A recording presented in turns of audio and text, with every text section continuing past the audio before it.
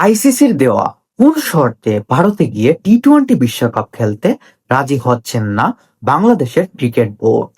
গতকাল বাংলাদেশে আইসিসির প্রতিনিধি দল বাংলাদেশে এসে বিসিবি সভাপতির সাথে মিটিং করেছেন।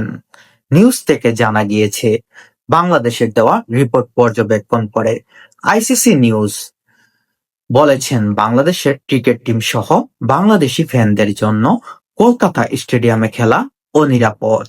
তবে আইসিসি ভারতের ক্রিকেট বোর্ড থেকে আশ্বাস পেয়েছে যে বাংলাদেশ যদি কলকাতায় খেলতে না চায় তাহলে তাদের সর্বোচ্চ নিরাপত্তা দিয়ে মুম্বাই অথবা চেন্নাইয়ে আয়োজন করা হবে, তবু যেন বাংলাদেশ ভারতে এসে বিশ্বকাপ খেলে।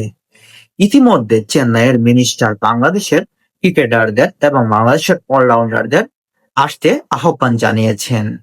যে জায়গায় বাংলাদেশের অলরাউন্ডাররা কখনোই চাচ্ছেন না যে ভারতে গিয়ে তারা ক্রিকেট খেলার জন্য।